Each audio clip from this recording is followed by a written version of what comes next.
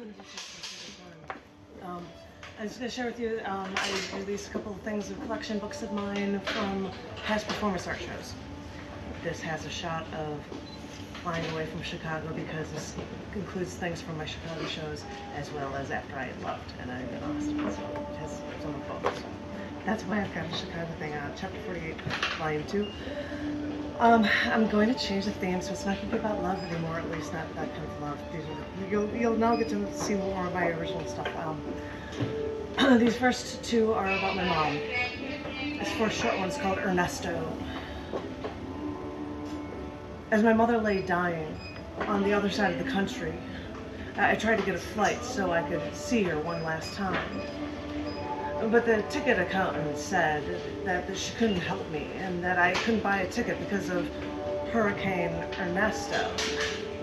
So because this hurricane was spiraling through my mother's town, our lives were spiraling out of control as we try to brace ourselves for losing our mother and picking up the debris from a disaster we couldn't control.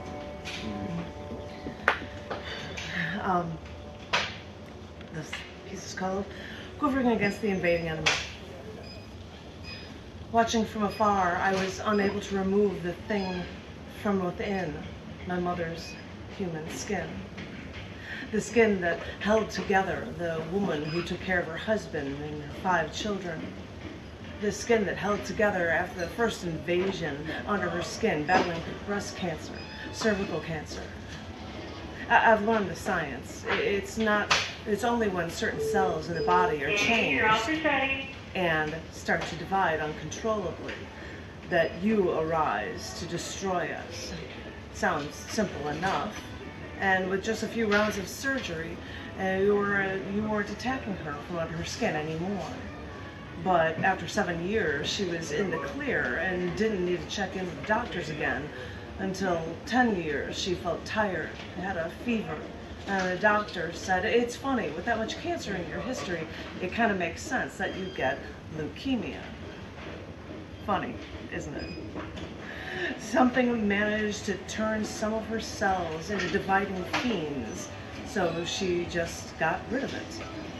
But trying to remove the devil from your blood is another evil, insidious, sticky story altogether.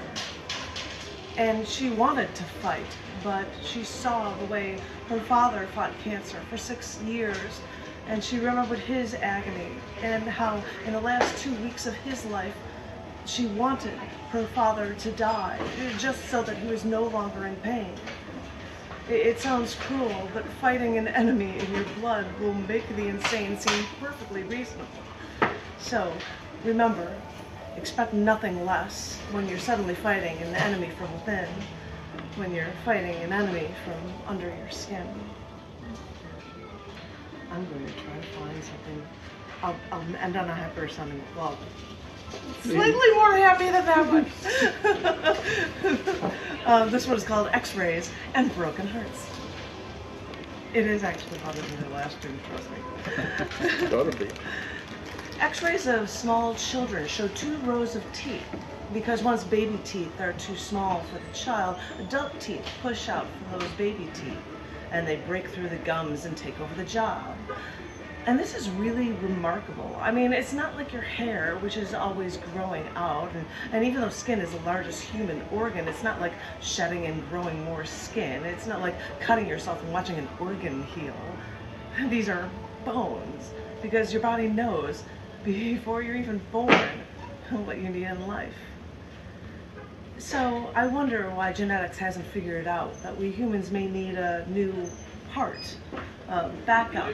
After all, it's been broken too many times. Because after you've been fired and then someone comes and watches you collect your things and escorts you out of your job forever, or after you can't remember how many resumes, and even though you're interviewed, they never want you back, or after you find your one true love, well, that's when they move away to get away from you forever. Or after your family dies and you're alone. After it feels like your heart is always just about ready to break. It makes me wonder, why genetics hasn't figured it out. We might need a backup. Our heart can only take so much. It's true. Yeah, yeah. Our heart Would only takes you so much. host next one, April 3rd? You're not going to be here, my darling? I'll be doing the Ball Poetry Festival in Waco. Oh. Happy two places at once. Oh, Would well you be then. featured?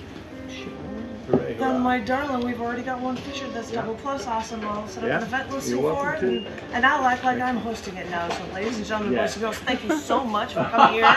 Beautiful work. And give it up right now. And one more thing, we must give it up and give a big round of applause for Tom. Thank you so much for your question. Really great. Every single one of you features, and I guess I'm going to be guest hosting it in April. April 3rd April 3rd. is the first Wednesday of the month from 1 to 3, and I believe Christine is one of our featured readers already. Shout out, that's double plus cool. And thank you all for coming. Thank you for everything. I look forward to seeing you tomorrow.